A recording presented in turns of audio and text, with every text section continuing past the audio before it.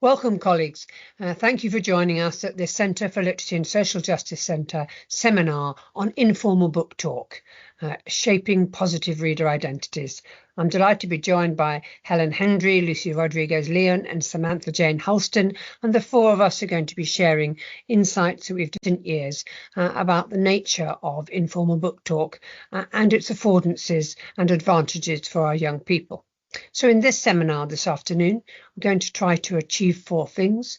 We're aiming to review the existing literature to place our work in context, and then move on to share some vignettes from four Open University studies around informal book talk, which are focused on young people aged 4 to 18 years, so across the spread really.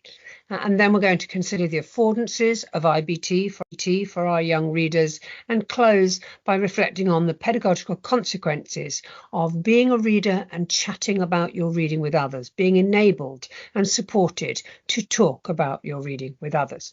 But first, let's turn to our conceptions of reading. One of our challenges, I think, is that the common sense conceptualization of reading is as an individual rather than a social act. And this is a problem, as such conceptualizations determine who counts as a proper reader. And with the notion of reading as being a personal, private activity, painting a picture and not just a literal one of what John Yandell describes as the silent, solitary reader of prose. And such a view, at best, positions readers as being non-social and at worst as antisocial. And these conceptions run very deep in our psyche. As educationalists and researchers, we have a responsibility to help shift this dominant construction. And in some schools, for example, that construction results in instituting a reading time for everybody without any kind of social support system for the readers, and then blaming the young people when they're not reading silently or in a solo manner. Perceptions of reading for pleasure are so individually oriented that it's often seen as a kind of solo hobby by parents as well as teachers, which, as Margaret Merger from Australia points out, means reading becomes a kind of orphaned responsibility. And surely that's not what we want.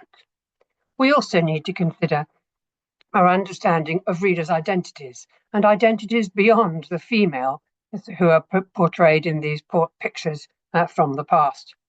Now, we know young people's identities are constructed and reconstructed in interaction, through talk, in other words. Both at home and at school, studies demonstrate that children's sense of themselves as readers is shaped by the activities in which they engage, voluntarily or in response to requests. So at home, they might, for example, be being read to or read to a sibling, and at school, they might be being a reading ambassador or a member of the withdrawal group or intervention group for reading skills.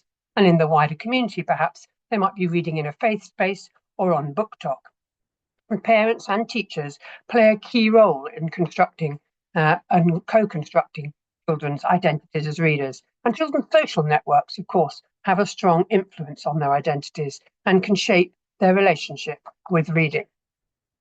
If we turn to think about texts themselves and talk about texts, then we can see, and we know, of course, that this has been the focus of international attention for decades. Predominantly, this kind of work has examined how adult-led and adult-framed book talk facilitates the development of specific language skills and competencies. And in this sort of attainment-focused talk, children's responses are often directed or at least guided by the adult's agenda. But talk research has also examined how children use talk to construct their own understandings and their comprehension of text, with Barbara and Clowder's work in 2020 there recently sharing that readers often read more and reflect more carefully if they know they're going to discuss the book later and discuss the book with others in a relaxed context where they can share their own thoughts rather than share the thoughts they think other people think they should have. There are, of course, studies that take a broader view of the potential outcomes of book talk and of the adult's role. And some of those highlight the significance of book talk to the reading for pleasure agenda, the RFP agenda, as we call it here. And these suggest that child-led talk has the potential to motivate and to support readers, particularly if the talk is not assessed and it's led and shaped by the learners themselves. As a team, we have seen the Teachers as Readers project as a point of origin for our interest in IBT. And this project identified the value of talking about books in a low-key manner as part of RFP pedagogy. Initially, the 45 teachers in the study noticed that they often led or they steered the talk in their classrooms. But over time, as they widened their reading repertoires, as they got to know the children, and as they altered their practice, they found the children too began to seize opportunities for spontaneous, casual, book-related talk. We describe this as IBT, informal book talk, to differentiate it from the kind of more formal talk that was led by adults. And we saw it was associated with or rooted in relaxation, in friendship, and in affect. And it was also seen to be a characteristic of reading communities. Our colleague Janet Mabin also tracked it in playgrounds, although her work showed that their children's emotive text discussions were really not valued or recognised as reading behaviours by their teachers. There have been other studies, mainly actually from the States, that have looked at the value of informal book talk. They've looked at supporting reader identities and enjoyment, and with a range of ages, as you can see here. But there has been far less research compared to the research in talk and the role of talk in reading instruction. Maybe because informal book talk is marginalised, maybe because it's easy to miss. It happens in the liminal spaces where teachers' attention isn't perhaps fairly focused. Nonetheless, in Coakley Field's work, in the middle here with the 9 and 10-year-olds, she documented how the teacher in that classroom seamlessly kind of worked conversations around books that the class had read together that they all knew across the school day.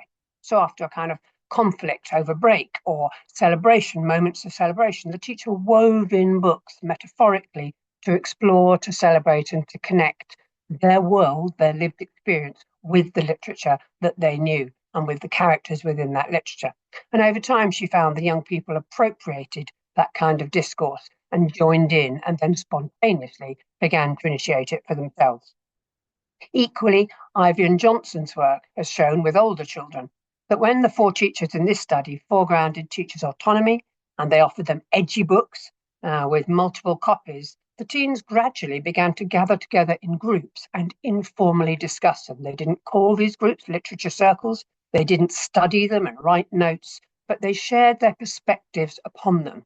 And that generated a high degree of widespread informal book talk, both with their peers, but also triggered book talk at home with others. So, having set the context in terms of the wider research literature, let me hand over to Helen and Lucy, who are going to explain a bit more about the nature of IBT. Thanks, Teresa. So as Teresa was already sharing, in the original Teachers as Readers study, teachers realised through discussing their own reading that talking with and recommending books to others builds reading motivation. So we can see that informal book talk involves creating time and space to nurture talk, which is free from assessment criteria and curriculum goals. So it's emerging from children's interests and concerns. And when the teachers in that study shared genuine interest and engagement in reciprocal dialogue with children, their book talk became more sophisticated. They began to discuss characters, plots and scenarios in greater depth and detail, and their own preferences for genre, authors and poets. So when we look at the screen, you can see informal book talk, in the way we're defining it for our studies, is not focused on skills, but it's focused on developing spontaneous child-led dialogue, child to adult or peer-to-peer, drawing on children's interests and valuing their authentic responses. And Lucy's going to give an example of what this might look like in real life. Thanks, Helen. So these are just 2 snippets of book talk that were documented in a research project in a nursery school. And that project explored children's responses to picture storybooks, both in more formal adult-led group read-alouds, but also in child-initiated shared readings in the book corner. So we're looking here at the responses of 4-year-old Bobby in each of these contexts. And in this first one, in this teacher-led group session, they were reading The Little Red Hen, and the teacher phrased the story as a series of questions, and Bobby and the other children collectively sort of responded with that repetitive phrase of "not I," until the very last question, when he quickly jumped in with "she'll chop it down all by herself." But in the same week, in the next example, thank you, Teresa, Bobby chose to visit the book corner, and he chose the book Shark in the Dark by Nick Sherratt. And then he invited another child and an adult to join him. And this is an extract of that dialogue. So responding to the illustrations, he said, "There's that bird again." "Oh, yes," said the adult. "And there's the moon again." The moon shining brightly. And then Phoebe, the other child, jumps in. "Yeah, the lighthouse is shining." But Bobby has got his own agenda. "But why is that bird there when there's the moon?" So a little bit flummoxed, the adult says, "Well," but he carries on. "Because do birds come out at night time?" "So, I'm not sure seagulls do come out at night time," says the adult. "No, I don't think so," said Bobby. So we can immediately see the difference in the depth of the discussion here. He questioned and he queried what was happening in these illustrations because somehow it didn't quite seem to fit with his understanding of bird behaviour. So Bobby used that spontaneous talk to sort of follow up on a point that was of personal interest to him. In the teacher-led episode, in contrast, he was giving the expected response. I think just one important point to make is that what we're not suggesting is that these kind of teacher-led read-alouds don't have any value. Because, of course, these are the opportunities to become familiar with the text. They're opportunities to experience how a story can be told and experience reader behaviours. And actually just that being part of a group that's creating a story together potentially creates that sense of belonging and togetherness. So these all have value for young children, but that's just not what we would consider to be informal book talk. And it's not what we were studying in these research projects. Thanks, Lucy. Teresa, can you move us on? Perfect. So in our recent Reading and Writing for Pleasure framework, we drew on over 700 international studies and 3 years of research with 6 programmes focused on reading and writing for pleasure with children. And so in this large study, we saw again that informal talk was a key component of approaches to reading and writing for pleasure, offering a way to tune into knowledge of individual children as readers and helping to connect with them and foster their connections with both peers and text during the course of interactions around reading. Responsive adults, you can see on the bottom of this diagram, they had a really important role to play in facilitating informal talk, and we'll see more of that later in the session. But perhaps more importantly, they were acting upon what they found out about the children as readers to make reading recommendations, to value and celebrate different responses, and to draw ideas together, creating a sense of belonging and community that Lucy's already alluded to. So when we think about the socially oriented practices in this diagram, we know that our reading and writing for pleasure research shows that opportunities to support children as positively engaged readers and writers really benefit. They benefit from being highly social and interactive. Next slide, please, Teresa. Oh, I'm going to pause and explain the yellow bits for a second. So I was just alluding to earlier the responsive adult involvement being really key to engaging children and young people around informal book talk. Building on, you can see there circled, knowledge of young people and building up relatedness and interactions, which we're going to explain a bit more about as we move on. So this social interaction is a really vital part of fostering informal book talk and engaging children in reading experiences. Social motivation and social connections matter, whether children are reading to, with, or near others, or finding peers interested in the same topic or type of text. So importantly, as we've already set out, those responsive adults on the diagram you've just seen, whether they're volunteers, teaching assistants, teachers or librarians, can ensure that informal book talk is open-ended and inclusive, encouraging children to see themselves as part of a class or group where we're all readers in different ways. So in the rest of the seminar, we're going to move on to draw out some more detail about informal book talk, what it looks like and how it influences children's reader identities. We've chosen 4 recent studies to share, spanning the primary and secondary age range. And not all of these studies set out with a focus on the talk, but there are some interesting commonalities highlighting the social, affective, and relational influences of informal book talk, as well as the outcomes of engaging in informal book talk. And in these studies, we purposely chose schools to work with where reading for pleasure was a normal part of classroom practice and something that the teachers aimed to nurture and prioritise. So we're starting with our recent research into informal book talk, which we're going to explain in the most detail. And then we'll look at some common themes arising from 3 further studies with shorter extracts from the ones you can see underneath: the social motivation to read, reading and well-being, and book clubs in schools. So now back to Lucy, who's going to share more about the process and key findings from our informal book talk study. Thanks, Helen. So taking that understanding of informal book talk that we've just discussed, we designed this fairly small scale study to explore 2 research questions. We were interested in what was afforded by the occurrence of informal book talk for young children, and how is it enabled for children in classrooms. So we worked with 4 teachers who were our co-researchers to some extent, and we invited these teachers because they'd been involved in Reading for Pleasure project, and we knew that they embraced informal book talk practices in their classrooms. 2 of the teachers taught reception class and 2 taught year 2 classes, so that's ages 4 to 5 and 6 to 7 respectively here in the UK.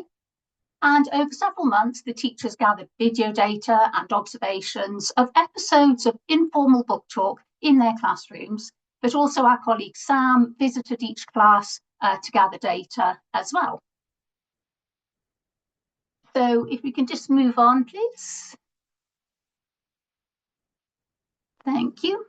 So we analysed the data thematically, but also very systematically, and we generated codes which we categorised as social, personal, material, pedagogical, and textual elements or factors that either emerged from or afforded informal book talk. And then on the next slide, we just have a small section of the code book. This is just to illustrate. This only shows the codes under the social category. It was too big to fit on the slide. But if anybody's interested, the entire code book is in the paper, and we can share that reference with you. So in terms of our findings, so we were looking for insights into what was afforded and how it was afforded in informal book talk. And just to be clear, I think we have made this point, but we weren't looking for whether informal book talk enabled children to use fronted adverbials and prepositions and conjunctions. We were looking at this data through the lens of reading for pleasure and aiming to make some evidence-based interpretations of what children were actually getting out of these conversations and how that was afforded. And we drew out 2 key findings. And the first was the way in which child-led talk around a text fostered connection and social relationships. And sometimes that was between children who might not have been particularly close friends. So we noticed moments of affinity or moments of being really closely connected, so being literally as well as metaphorically on the same page. But there were also some moments of rebalancing power dynamics in those relationships as well. And we can see that just in this little vignette here. So these 2 children, Abida and Mia, were in reception class, and they were already fairly good friends. And they were sharing the book We're Going to Find a Monster by Mallory Blackman. So the girls sat very close together with the book open across both of their laps. And Mia gestured to Abida to turn the page, and silently they looked at the double page spread. And then Abida said, "Look out, a whale." And Mia responded, "Amazing, it's fun." However, when Abida went to turn the page again, Mia gently pushed it down and asked, "Where do you think they are?" And Abida replied, "They're in Antarctica." Now, sensing that it was now okay to proceed, she turned the page and both girls looked quite intently at the illustrations before Abida pointed and started to read the text. "Look out, a fearsome wolf. Charlie sings a soft song to soothe it." Now, these aren't the actual words that are written in the book, but it's fairly closely aligned with the storyline. Then on the next page, Abida again took the role of the storyteller. Watch out, a tiger. But Mia moved herself closer to the book and she asserted, I'm reading it now, before then turning the page herself. Abida then looked up at Mia and they made eye contact and she grinned actually quite broadly, but then she paused to give Mia the space to take on the reading. So this is just a really short extract. This episode continued in a similar manner for quite a while longer. So we can quickly see the ways in which this social relationship is being nurtured here. But we were also interested in the factors that enabled this. And these are just some of the codes around the outside here, some of the codes that we generated and attached to this particular piece of data. So one of the things we noticed was proximity. So in a number of the episodes we observed, children were often very physically close together, but also close to the book. And it seemed to be that having contact with the text and contact with each other somehow enhanced the talk. So I think one of the things we've got to remember is that in classrooms, children are so often designated a space, but actually being able to move freely and be comfortable seems to be an important element of informal book talk, particularly for these young children. Another code that came up frequently was familiarity with the text. And over again, we noticed how text that children were familiar with seemed to evoke a deeper level of talk and more meaningful talk. Linguistic overtures. Now, we define this code as the use of familiar sentence starters to invite others into a conversation. Many of these, we suspect, were phrases that were modelled by teachers. So again, it shows that relationship between the read alouds that happen in the classroom and the informal book talk. They feed each other. Multimodal communication. In these episodes, children weren't being pressed to speak in full grammatically correct sentences. They could just use their everyday communicative repertoires, which of course aren't multimodal, they're sensory, they're physical. So recognising that in informal book talk, children might not be meeting some of those language targets, and that doesn't matter. Another code attached to that bit of data also was safe spaces. This is slightly more about what was afforded rather than how it was afforded. But what we noticed is that in this particular episode, without any teacher intervention, these spaces were often places for negotiation and figuring out how to get along with each other. So this minor dispute that happened between them about who was reading just sort of came and went without any issue whatsoever. But the second finding, if we could just move on the slides. Thank you. So the second finding was about the ways in which all children, but particularly those who may be marginalised in some way by the reading curriculum, were able to reposition themselves or present a different version of themselves as a reader. So there were examples of children who were described as being either struggling readers or new to English, or children who found it difficult to fit in, who just seemed to have opportunities to really shine in informal book talk. And this vignette was from data that Sam filmed when she visited a Year 2 class. And Noah was described as finding social interactions difficult. And earlier in that day, he had desperately wanted this non-fiction book about the Queen's Jubilee, of all things. But some other children were reading it, and then he got quite upset because he hadn't been able to get it. So after lunch, when it's free reading time, he dashed into that classroom to make sure he got that book. And he sat down on the carpet with it, and he just became a magnet for other children. So prior to the part of the episode here, another boy came over with a book that he'd chosen. He had the entire of the carpet from which to choose a space, but he sat down right next to Noah, discarded his own book, and started interacting with Noah. Then a group of girls came in and they wanted to be with him and the book. And then Oliver arrived. By this point, there was actually very little space on the carpet near Noah, but nevertheless, Noah managed to squeeze himself in. And they started looking at a page with an illustration of the royal family tree, but also a timeline on it. And the dialogue just flowed really quite spontaneously, during which at one point, Noah commented in such a confident tone, "No, she wasn't born in 1922. My mum was born in the 80s. And then a bit later he asserted, "No, you're younger than her because she was born in 2012. And then he clarified his and Oliver's year of birth. And then Oliver pointed to the family tree and asked Noah, "Well, which one is the oldest?" And Noah looked and he responded with real authority, "I would say him." So over the course of this episode, there was just a real change in Noah's body language and, in fact, the volume of his voice. He started off just him and the book, very insular on his own. But towards the latter parts of the episode, he absolutely owned that space. And we got the impression that Noah clearly had a very good sense of chronological time. And I suspect that this is one of the ways in which he liked to order and make sense of the world around him. So in this episode, Noah, not only was he popular because he physically had the book, but he was also an expert on dates and people's ages, so much so that Oliver was looking to him for the answers.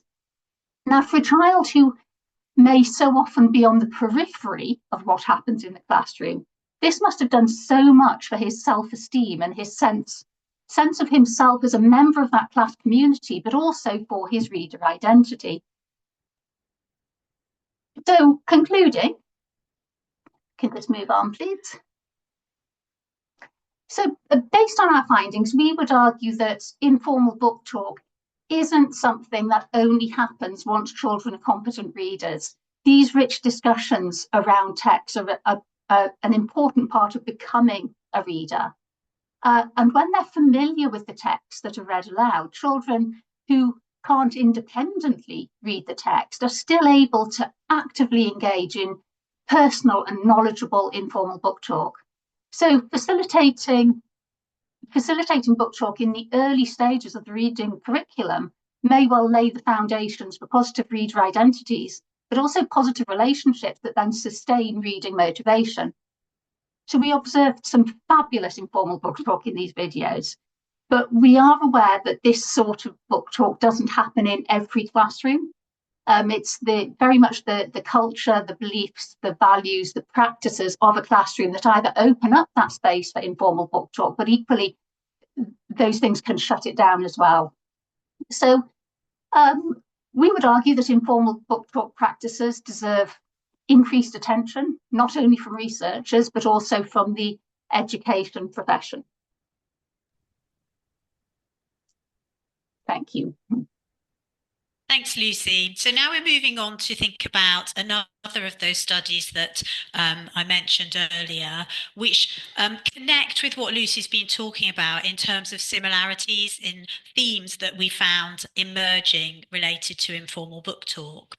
So this social motivation to read study was focused with a much older age group in English primary schools. So it took place in 4 primary classrooms in 2 English schools with children aged 9 to 11. And we first asked teachers to map out social activity in a reading session. So they were drawing who they perceived to be reader networks, which they observed in their classrooms.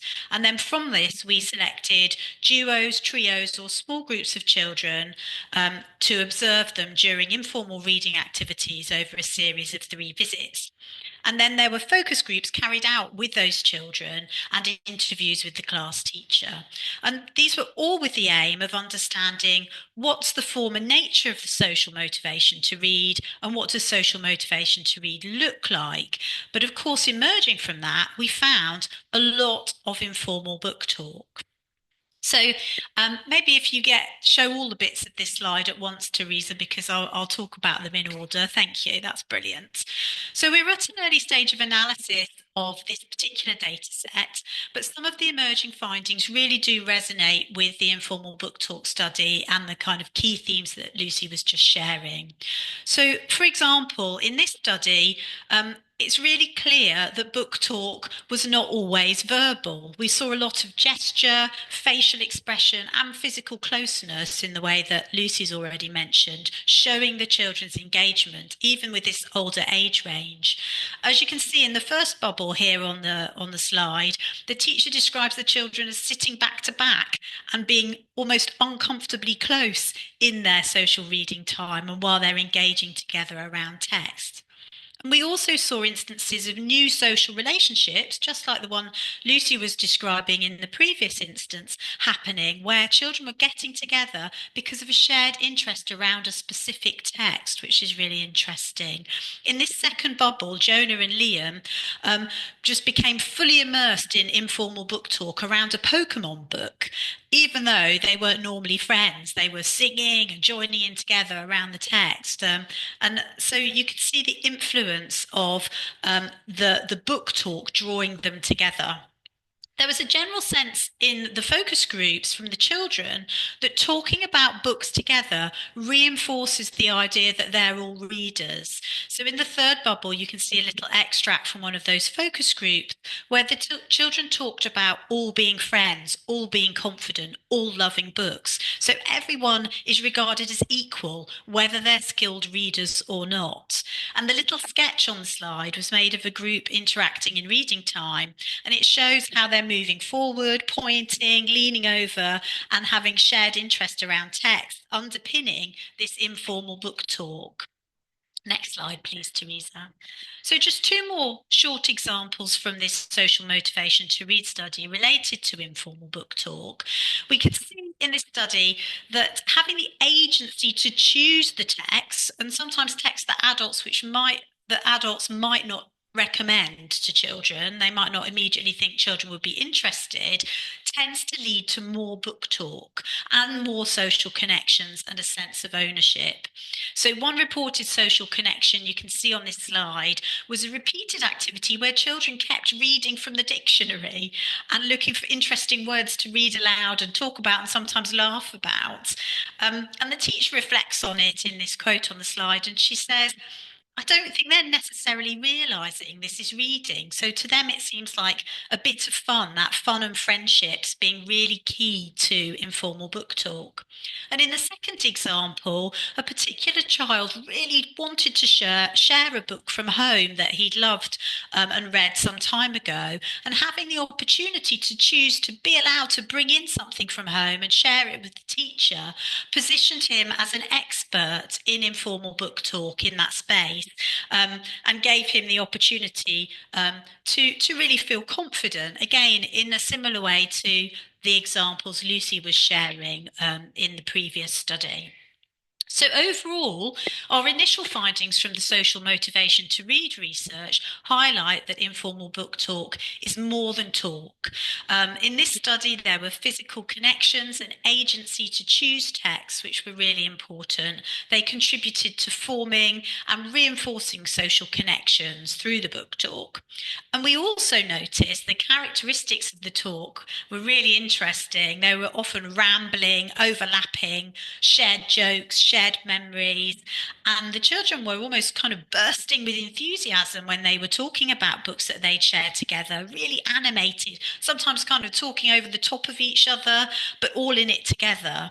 So without an adult or teaching framework imposed, the children spoke frequently about books, also in relation to each other, so they could talk about who had read what and when, who recommended books to each other, how they shared and spoke about them together. So this knowledge of each other as readers also seems to be an important part of informal book talk and helping them to connect and build that social motivation to read. Now over to Teresa to share about informal book talk in the context of reading and well-being. Thanks, Helen. So another vignette, really, just to offer further evidence, albeit small bite-sized pieces of evidence that highlight these kinds of connections we're exploring. In this particular study, we drew on quantitative and qualitative data, and in the former, which I've summarised here, involving two surveys, the Sterling Wellbeing and the Attitude to Reading Survey, we wanted to explore the nature of the relationship between children's reported attitudes to reading and their sense of well-being. And unsurprisingly, perhaps, we found a significant correlation between these. So children who read for fun and who reported reading frequently had a higher sense of well-being, which in fact, as many of you all know, Sun et al.'s very longitudinal study has also documented with over 10,000 rather than only 962 young people.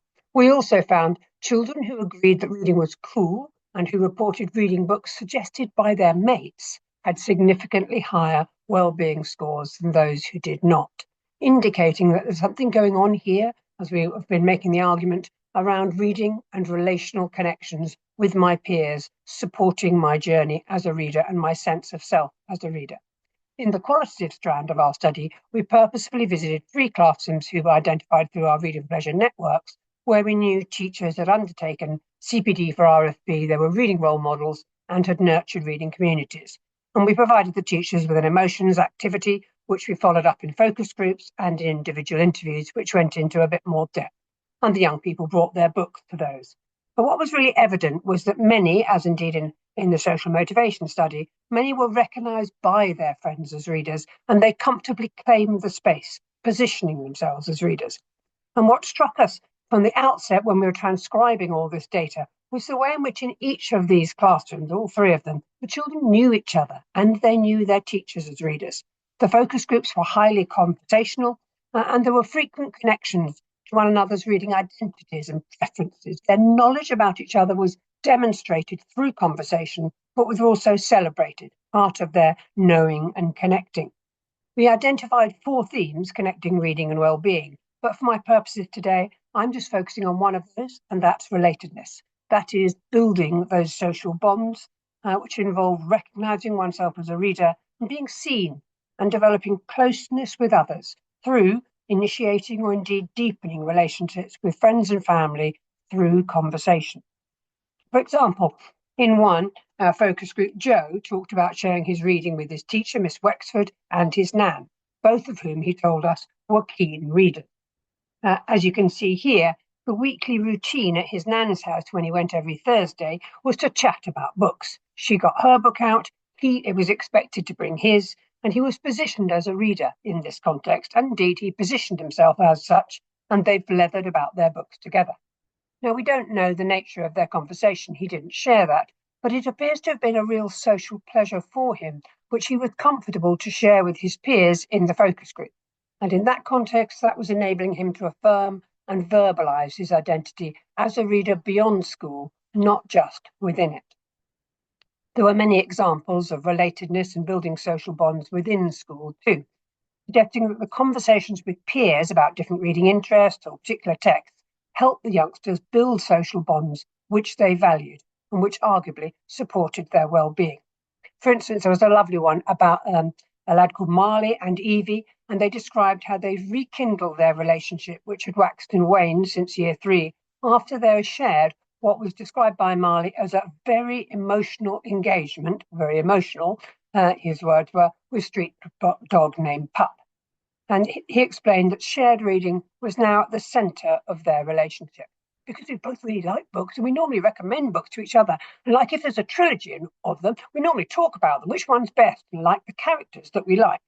In her own individual interview, Evie also mentioned this, noting they were friends again now. And because we're friends, we always swap books and chat about them. As Rafi perceptibly observed, you find your kind of people through reading. And it seems to me he's right, if you consider, of course, that reading is social and reading is relational, and informal book talk is recognised as helping build social bonds and developing that book chat. But now I'm handing over to Sam for some short vignettes into our study into book clubs in schools. Thank you so much, Teresa. So now we turn to a study with some older readers. The Book Clubs in Schools project is a 3-year-long research partnership with the charity Book Clubs in Schools, looking at the nature of talk-based interactions during book clubs and the possible impact of these interactions on reader identities and reading for pleasure. So just for a little bit of context, in book clubs, older students, generally those aged 16 to 18 and referred to as book club leaders, facilitate book club sessions for younger students, generally those aged 11 to 16, and referred to as book clubbers.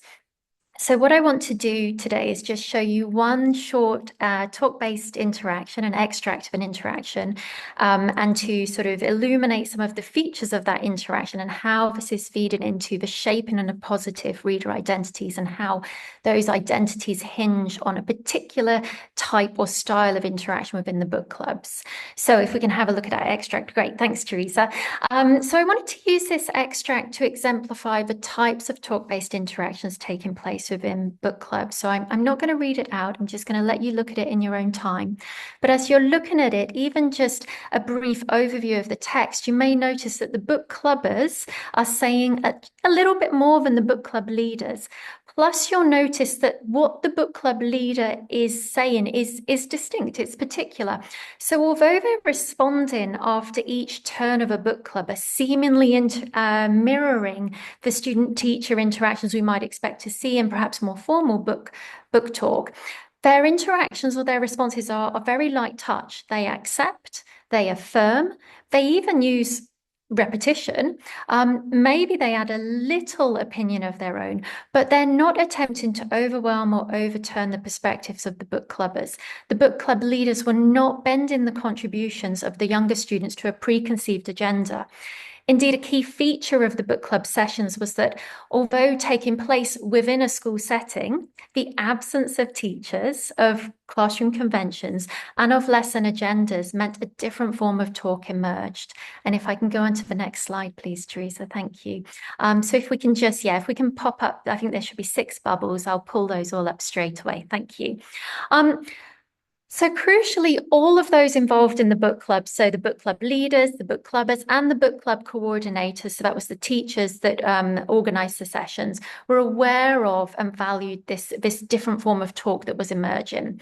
So the informal book talk occurring in book club sessions seemed to allow relationships to change, moving the book club leaders from a lead role to more of a facilitation model or facilitation role.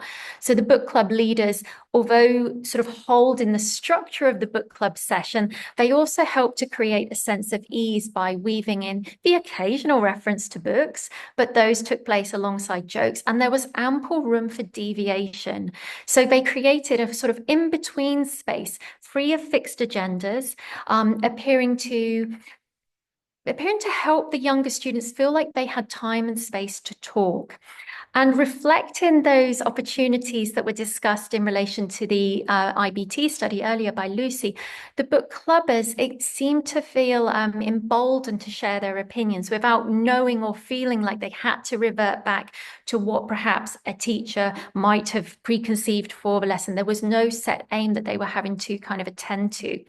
And this space to talk where opinions were welcome appeared to be capable of supporting the book clubbers to get closer to feeling like a reader. They were genuinely looking forward to engaging in the text and sharing their opinions and constructing meanings together.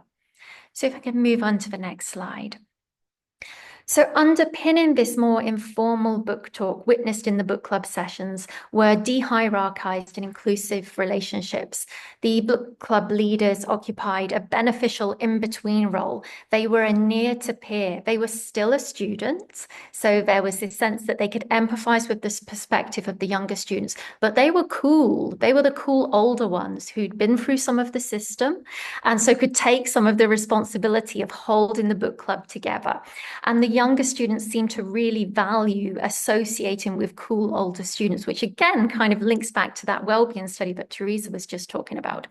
So these cool book club leaders, they could provide support, but they also appeared to be very comfortable with stepping back, with yielding the space, accepting and valuing the book clubbers' perspectives.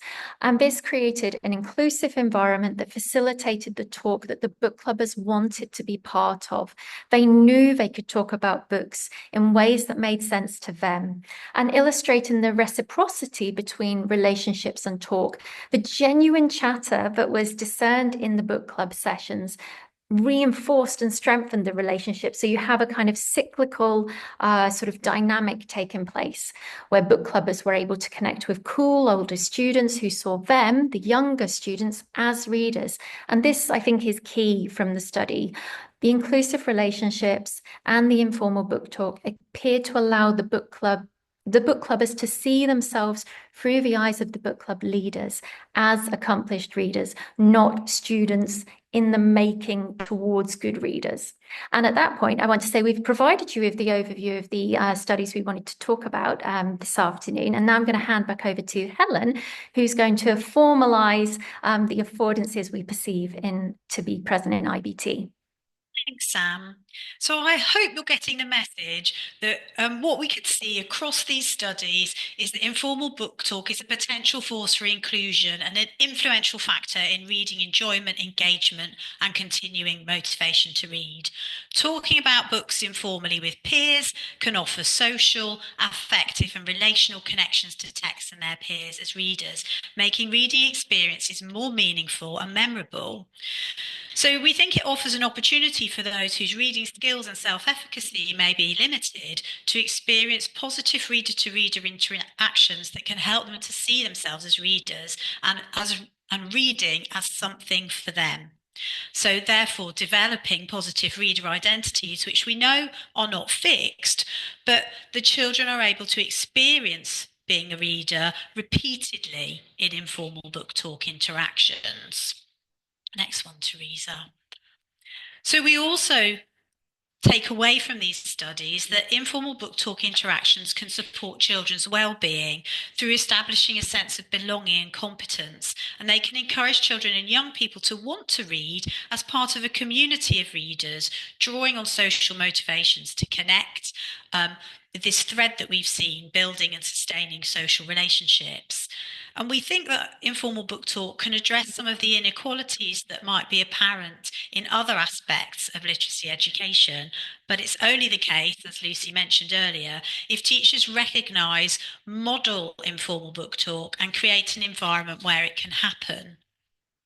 So we're going on now to think about the sort of pedagogy that might be needed to make the most of informal book talk. So one thing that we do know is that the studies that we've shared with you, in the most part, were teachers who'd been invited to participate because they had well-developed understandings of reading for pleasure pedagogies and were used to facilitating informal book talk, so that we know that this takes intention to create environments where informal book talk happens and to develop the practice to facilitate it. Next one, Teresa.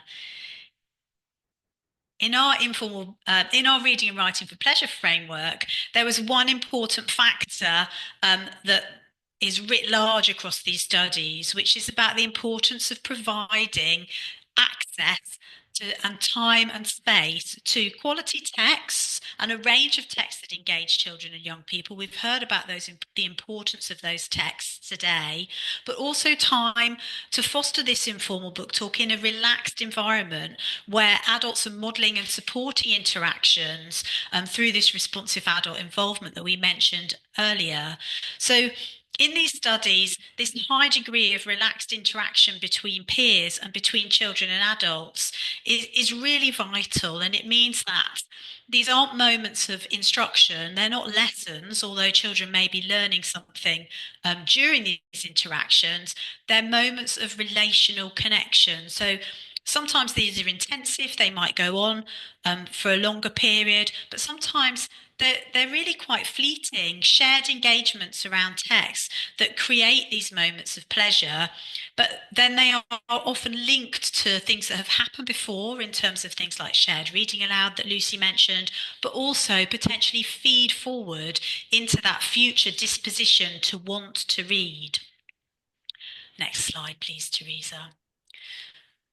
So common pedagogical approaches in the literature and class observations include time where traditional lesson expectations are removed and children can move around and select people and places as well as text to interact with.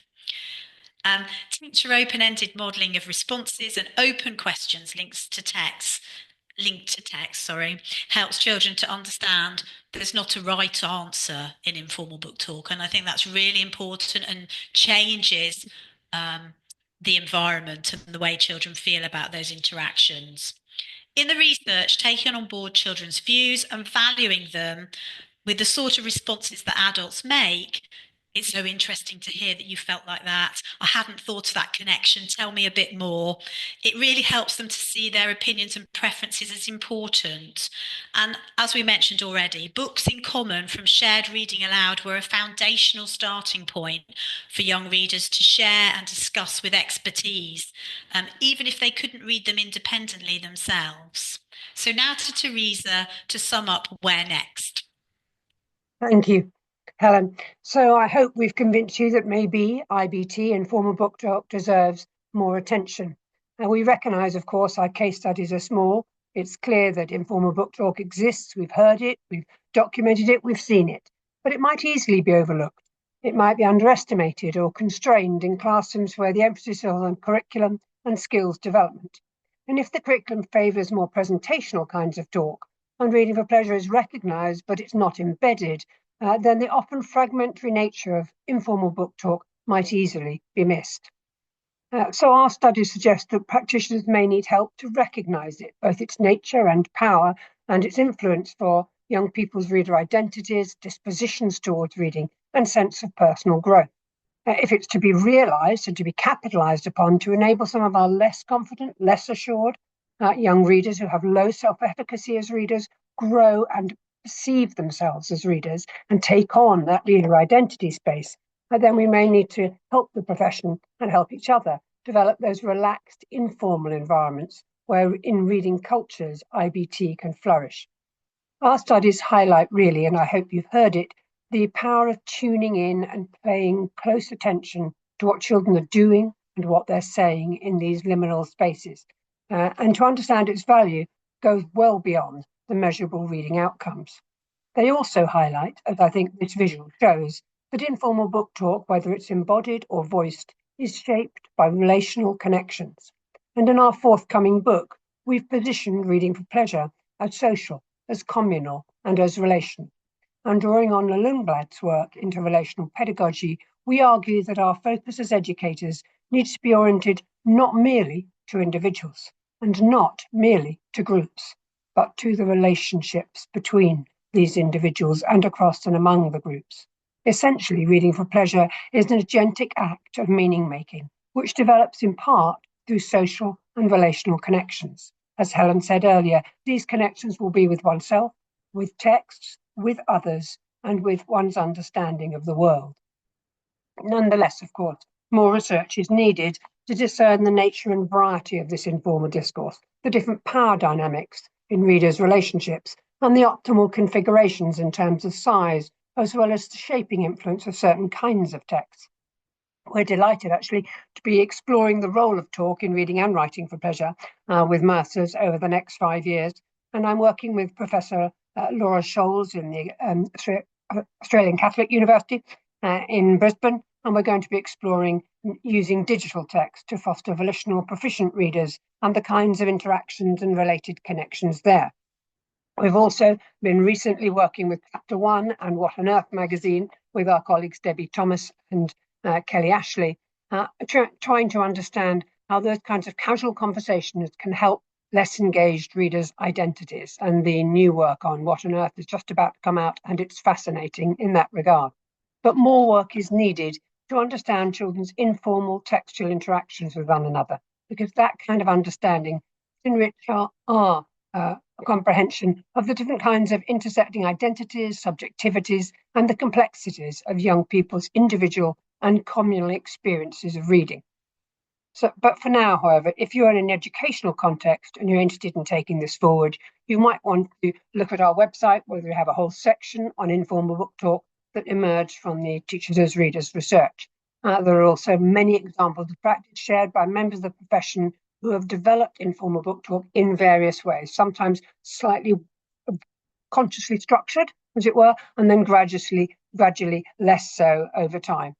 There's also a poster that the team made to highlight the features of informal book talk, and that might be useful to you in your context. Equally, too, we created during lockdown a video resource and short paperwork to go with it, kind of guidance for parents and teachers about the kind of triggers that we might use when we're sharing text with readers. Not trying to create sentence stems, I want to say loudly and clearly, but trying to support parents and teachers in using the language that might open up and enable the young person's interest in that text to be led and to generate conversation that emerges.